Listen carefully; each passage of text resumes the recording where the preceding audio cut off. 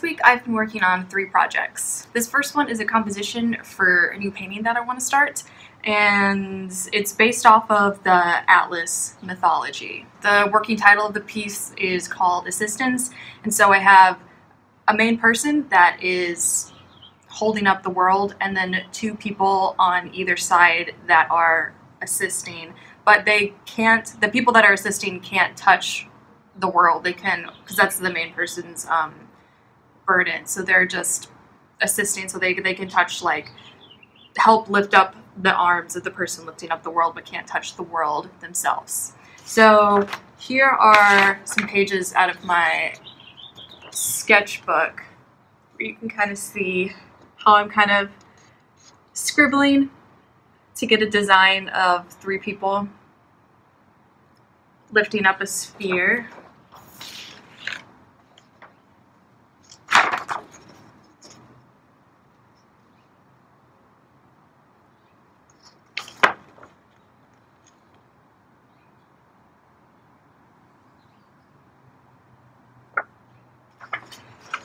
And then I did a value sketch as well, which is this. So this is the 3 people, which is they're holding most of the light in the painting, and this is a kind of a trail of light going down, but this is the main people holding up the sphere, and it's set in outer space or something like that. So right now that I've got the main concept of this, I'm working on more specifically right now is the main pose of the main person that's lifting up the sphere, and trying to get that more worked out and make more sense. Second project is the Venetian Mask that I've been working on, that painting. So I took a break from this for a little bit so I could really let this dry, and while I've set this set up aside, the mask had fallen out of the box. So when I put it back up, I got the mask up there, and it's not in the exact same position, and I can see that a lot of the dried flowers have dried more and like really shifted down. So things have moved a little bit, but it's no problem, I don't think. It's still working out fine. I worked just one day this week on this painting, and what I did was I started off doing a glaze, a warm glaze on the sculpted parts of the mask, and then I did a glaze on the smooth parts of the mask, and that was a cooler glaze. And then I started painting the sculpted part of the mask and really bringing out those pieces, kind of correcting the drawing of it so it made sense, and kind of working with the contrast of it. And so what I was doing that day too is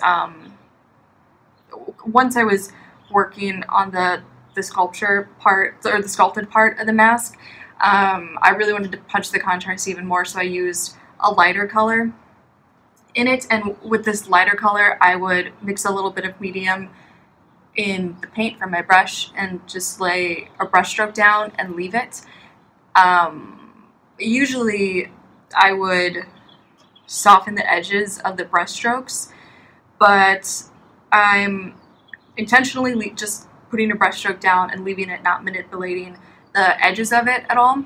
And because I'm doing this intentionally, so in the future, once that dries, I can use glazing and different manipulations on top of that layer to get that brush stroke to sit more subtly in the painting, but still hopefully keep that power of like a really bold brush stroke. So right now my favorite one, definitely, there's this long stroke that goes on the side of the mouth of the mask, and it's just like left on there, and it's got a cool texture to it. The third project that I'm working on is this painting with a toy car and ginger ale.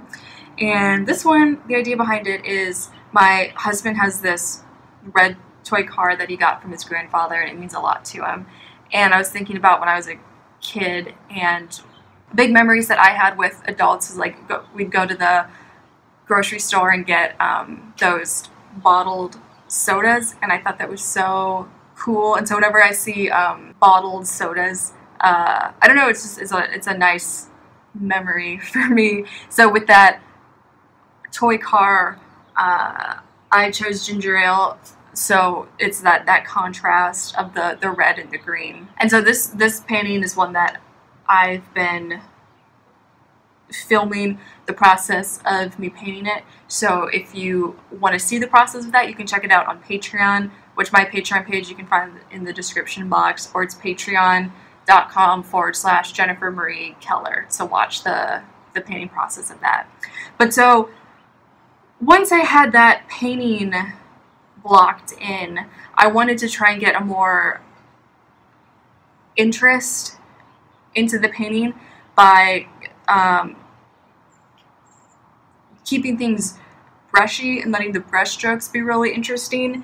And I found that I was trying to do that, and I kept, by getting a cool impression, I kept losing the drawing, so it wasn't making sense that way.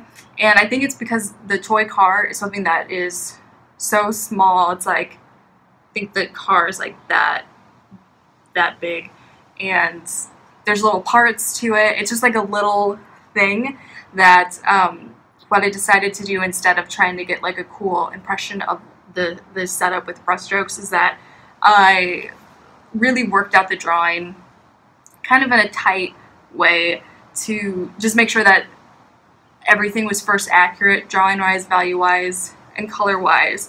And so I got the painting looking like the setup, and so it definitely looked accurate, but it was missing that interest and mystery to the painting. So now what I'm doing is kind of just trying to find that interest and mystery in it by destroying parts of the painting and then bringing it back up, destroying and bringing it back up until I get something that looks really interesting. So with that, it's I've been using my palette knife, laying on paint with the palette knife, scraping things off, glazing, scumbling, just kind of doing whatever I can to get that interest. And so right now where I've left the painting is, it has this nice glow coming off the car now, and it's kind of like the smoky, eerie atmosphere from the car that's kind of wrapping up into the bottle. And the box that the car and the ginger ale is set in that I have in my painting is looks a little crazy right now because I've used a palette knife to really lay in the paint of it, and it looks interesting, but also losing the impression of what it is, so I'm balancing that. So I definitely kept the palette knife work on it, but I really want the painting to dry fully so then I can